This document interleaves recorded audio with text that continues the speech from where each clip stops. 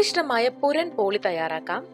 അതിനായിട്ട് ഒരു പാനിൽ മൈദ, റവ, ഉപ്പ്, മഞ്ഞൾ എല്ലാം കൂടെ ചേർത്ത് നന്നായി ഇളക്കി പാകമാക്കുക. അല്പം വെള്ളം ഇതിലേക്ക് ഒഴിക്കണം. എന്നിട്ട് നന്നായി കുഴച്ച് ഉരുട്ടിയെടുക്കണം.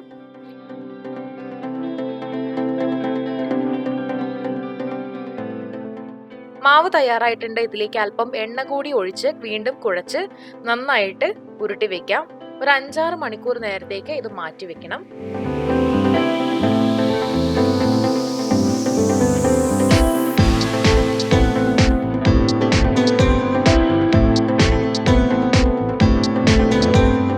ഇനി ഒരു കുക്കറിൽ തുവരപ്പരിപ്പും വെള്ളവും എടുക്കാം. ഇതൊരു 3-4 വിസിൽ കേൾക്കുന്നത് വരെ വേവിക്കുക.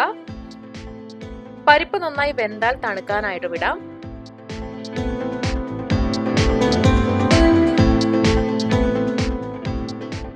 അതിനുശേഷം മിക്സർ ജാറിലിട്ട് അരച്ച് പേസ്റ്റ് ആക്കി എടുക്കാം.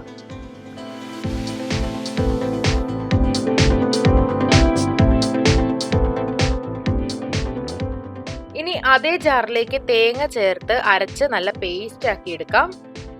ഇനി മറ്റൊരു പാനിൽ ശർക്കരയും അല്പം വെള്ളവും എടുക്കുക.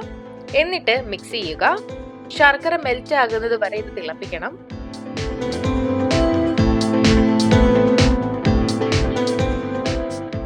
ഇനി ഇതിലേക്ക് അരച്ചു വെച്ച പരിപ്പും തേങ്ങാക്കൂട്ടും കൂടെ ചേർത്ത് കൊടുക്കാം. പാകത്തിനാകുന്നത് വരെ ഇതും വേവിക്കുക.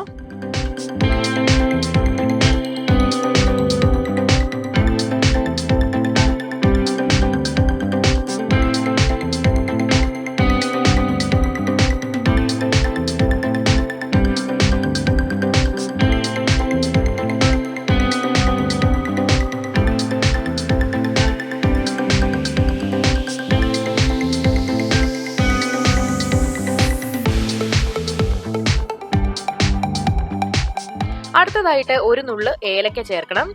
എന്നിട്ട് ഒരു ഹൽവ കൺസിസ്റ്റൻസി ആകുന്നത് വരെ ഇളക്കി പാകം ചെയ്യുക. ഇത് തിക്കായിട്ടില്ലെങ്കിൽ ഒരു സ്പൂൺ നെയ്യ് ചേർത്ത ശേഷം 3-4 മിനിറ്റ് പാകം ചെയ്യാവുന്നതാണ്. അതിനുശേഷം ഇത് തണുക്കാനായിട്ട് വിടുക. തണുത്ത് കഴിഞ്ഞിട്ടുണ്ടെങ്കിൽ ചെറിയ ഉരുളകളാക്കി ഇത് മാറ്റിവെക്കാം. ആദ്യം വെച്ചിരുന്ന മൈദ ചെറിയ ഉരുളകളാക്കി എടുക്കുക. അതിനുശേഷം അത് ബട്ടർ പേപ്പറിൽ വെച്ച് പരത്തിയെടുക്കാം.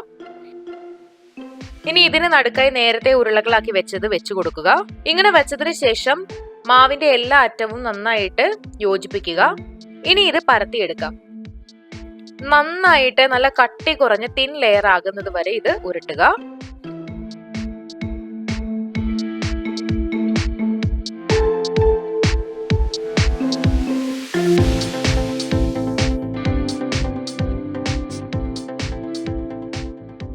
അതിനുശേഷം ഇതെടുത്ത് തവയിലിട്ട് ചൂടാക്കിയെടുക്കാം.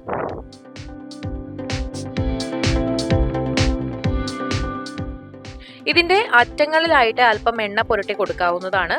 2 സൈഡും മറിച്ചിട്ട് ചൂടാക്കണം.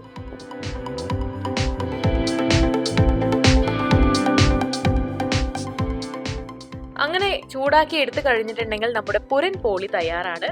അപ്പോൾ എങ്ങനെയാണ് സ്വാദിഷ്ടമായ പുരൻ പോളി വീട്ടിൽ തയ്യാറാക്കുക എന്ന് മനസ്സിലായില്ലേ?